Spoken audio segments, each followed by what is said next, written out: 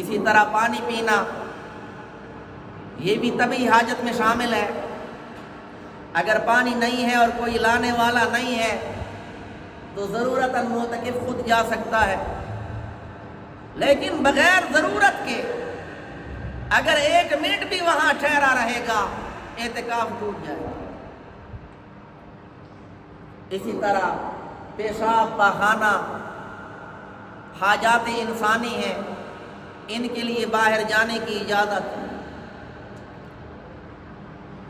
معتکف قضاء حاجت کے لیے نکلتا ہے، باہر جا کر اسے معلوم ہو جاتا ہے کہ لیٹرینوں پہ کافی ہجوم ہے، رش ہے، تو وہاں جا کر انتظار بھی کر سکتا ہے، لیکن لایانی باتوں سے، غیر ضروری باتوں سے اجتناب کرے۔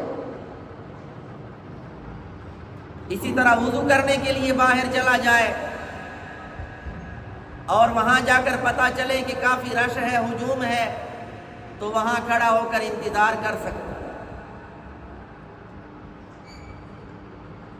چاہے کتنی بار بھی وضو بنانے کے لیے اسے باہر جانا پڑے، اجازت ہے، لیکن بہتر یہ ہے کہ کسی مقصودی عبادت کی نیت کر لے کہ مثلا نماز پڑھنے کے لیے وضو کرنے جا رہا ہوں یا تلاوت کرنے کے لیے وضو کرنے جا رہا ہوں۔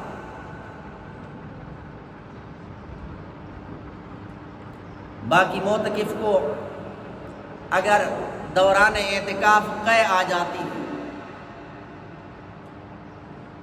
تو اس کے لیے بھی مسجد سے باہر جا سکتا ہے۔